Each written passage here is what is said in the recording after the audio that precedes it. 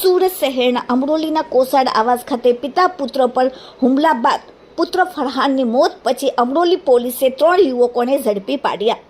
સુરત શહેરના અમરોલી કોસાડ આવાસમાં 2 બાળકો અથડાતા થયેલો ઝઘડો લોહિયાર બન્યો હતો। આ ઘટનામાં પિતા પુત્રને ચપ્પુના ઘા ઝીકી દેવાયા, જેમાં પુત્રનું મોત નીપજ્યું, જ્યારે પિતા હાલ હોસ્પિટલમાં સારવાર હેઠળ છે। આ બનાવમાં અમરોલી પોલીસે ગુનો નોંધીને 3 આરોપીઓને ઝડપ્યા છે।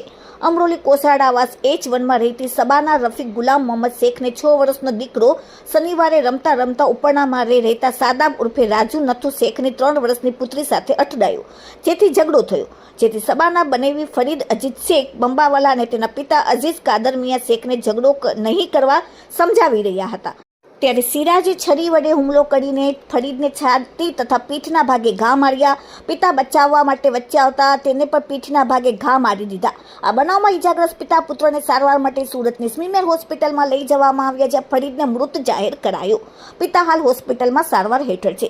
આ મામલે અમરોલી પોલીસે ગુનો નોંધીને 3 આરોપીઓને ઝડપી પાડ્યા, જેમાં આરોપી 1 નું નામ છે સદામ હુસેન ઉર્ફે રાજુ મોહમ્મદ નથુ શેખ, આરોપી 2 સિરાજ હુસેન મોહમ્મદ નથુ શેખ અને આરોપી 3 સદામ હુસેન મોહમ્મદ નથુ શેખ। 3 ભાઈઓ છે અને કોસાડ આવાસમાં H1 બિલ્ડિંગમાં રહે છે અને પકડાયેલ 3 લાપી ભરવાનું, રિક્ષા ચલાવવાનું અને ઇલેક્ટ્રિકનું કામ કરે છે। Bureau report, daily India TV, Surat.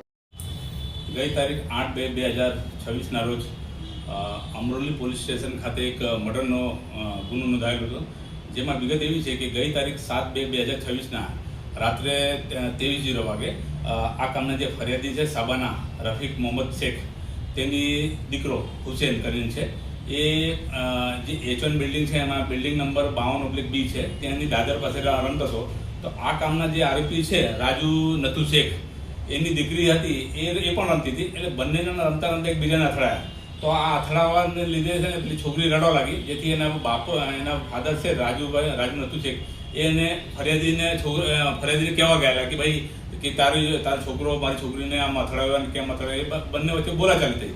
એના અનુસંધાનમાં આ કામના જે બંને વચ્ચે ઝઘડો ચાલતો હતો, એ વખતે આજે મહેરુનિસા છે, એ આ સાબાનાની બેન છે, ફરિયાદીની બેન છે, એનો જે જીજાજી છે ફરીદ અને એના ફરીદના ફાધર અજીઝ, એ બંને વચ્ચે આવ્યા અને કીધું ભાઈ તમે લોકો આ ઝઘડો કેમ કરો, એટલે બોલાચાલી શાંત પાડવા માટે કોશિશ કરી। તો જેથી આ કામના જે આરોપી જે છે એમાં ટોટલ કુલ 4 આરોપી છે, જેમાં આરોપી નંબર સિરાજ નથુ શેખ છે, એ પોતાની સાથે છરો લઈને આવતો।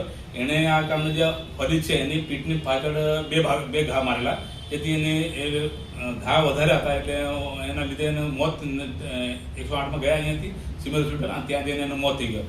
અને જે બીજો એના ફાધર છે અજીઝ, એને જે પીઠની પાછળ ભાગે છરો માર્યો હતો, એના એ ગંભીર ઇજા થઈ હતી, એ હાલ હોસ્પિટલમાં દાખલ છે અને એની સારવાર ચાલુ છે। અને આ કામના જે 4 આરોપીને પકડવા માટે અમરોલી પોલીસને ડિસ્ટાફની જે કામડિયા છે એની ટીમ બનાવેલી, અલગ અલગ ટીમો બનાવેલી છે, અને છેલ્લે આરોપીને 4 આરોપીને ગઈકાલે આજે અટક કરી લીધા છે, અને હાલ એ લોકોને રિમાન્ડ લેવાની પ્રોસેસ ચાલુ છે।